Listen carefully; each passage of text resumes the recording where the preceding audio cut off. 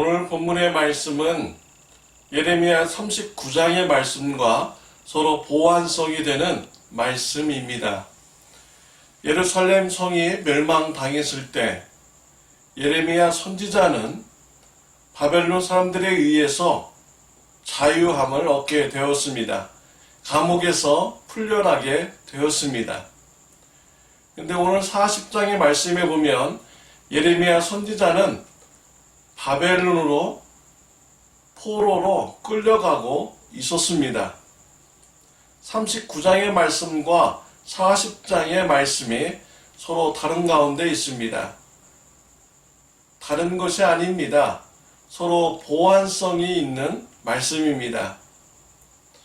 예레미야 선지자가 예루살렘 성에서 자유함을 얻었지만 바벨론 군사의 실수로 인해서 다시 붙잡히게 되었고 바벨론으로 끌려가게 된 것입니다. 라마에서 바벨론 사령관 느부사라단에 의해서 예레미야가 발견됩니다. 느부사라단은 예레미야 선지자를 풀어주게 됩니다. 예레미야 선지자 앞에서 하나님의 하신 일을 고백합니다. 3절입니다. 여호와께서 그가 말씀하신 대로 행하셨으니 이는 너희가 여호와께 범죄하고 그의 목소리에 순종하지 아니하였으므로 이제 이루어졌도다. 이 일이 너에게 임한 것이니라 라고 했습니다. 느부사라단 사령관은 예루살렘 정복하는 일을 지휘했던 사람입니다. 그는 예루살렘 성을 포위하였습니다. 예루살렘 성을 어떻게 하면 함락할까 연구하고 있었습니다. 예루살렘 성 안에서 무슨 일이 일어나고 있는지도 다 보고 있었습니다. 예루살렘 성을 함락한 후에 그는 예레미야 선지자 앞에서 내 능력으로 예루살렘 성을 함락했다, 정복했다 라고 말하지 않았습니다. 예루살렘 성이 하나님의 심판에 의해서 멸망당했다 라고 고백을 한 것입니다. 하나님께서 하신 일임을 느부사라단 사령관은 고백을 한 것입니다. 하나님께서는 예루살렘 성의 심판의 과정을 통해서도 선교를 하고 계셨습니다. 이방인 느부사라단이 하나님의 하신 일을 보게 되었고 알게 하여 주신 것입니다. 하나님께서는 유대 백성들을 선택하신 것은 이방인에게 하나님의 구원의 빛을 비추라는 이러한 사명을 주시기 위한 것이었습니다. 멸망의 과정을 통해서도 하나님께서는 유대 백성들을 통해서 선교하고 계셨습니다. 바벨론에 끌려간 유대 백성들은 회개합니다. 그의 신앙이 정결하게 변하게 됩니다. 이러한 과정을 통해서 세상의 많은 민족들이 하나님이 살아계심을 보게 됩니다. 사드락과 메삭과 아벳느고, 다니엘, 에스더 이러한 신앙인들을 통해서 모든 민족들이 하나님이 살아계심을 보게 됩니다.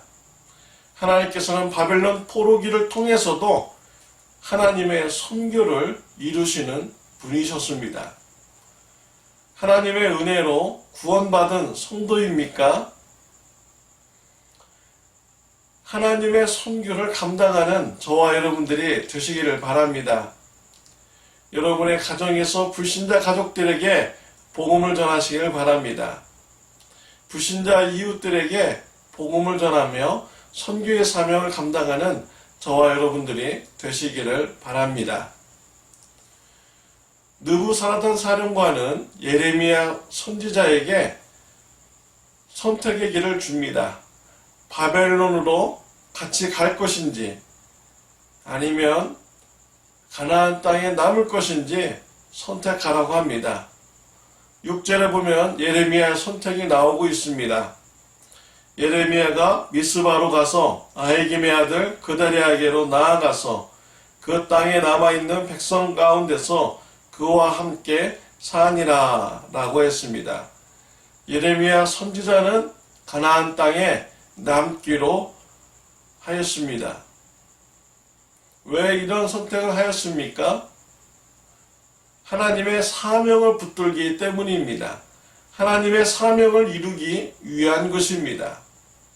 예레미야 선지자는 자신의 유익과 복지를 위해서 사는 자가 아니었습니다. 하나님의 사명을 붙들고 이루기 위해서 사는 자였습니다. 가나안 땅에서 하나님의 주신 사명을 이루기 위해서 가나안 땅에 살기로 결단을 한 것입니다. 저와 여러분들이 살고 있는 이 지역에서 하나님의 사명을 이루시는 귀한 은혜가 있으시기를 바랍니다. 저와 여러분들이 만나는 이웃들에게 하나님의 선교를 감당하시기를 바랍니다. 가정의 현장에서 불신자 가족들에게 예수님의 복음을 전하는 선교의 사역을 감당하는 귀한 은혜가 있으시기를 바랍니다. 기도드리겠습니다. 하나님 아버지 감사합니다. 구원하여 주셔서 감사합니다. 우리의 삶의 현장을 통해서 하나님의 선교를 이루어가도록 역사해 주심을 감사합니다. 가정에서 또한 이웃들에게 우리가 살고 있는 이 지역에서 하나님의 선교의 사명을 이루어서 하나님의 영광을 드러내는 삶이 되게 하여 주옵소서. 예수님의 이름으로 기도드렸습니다. 아멘.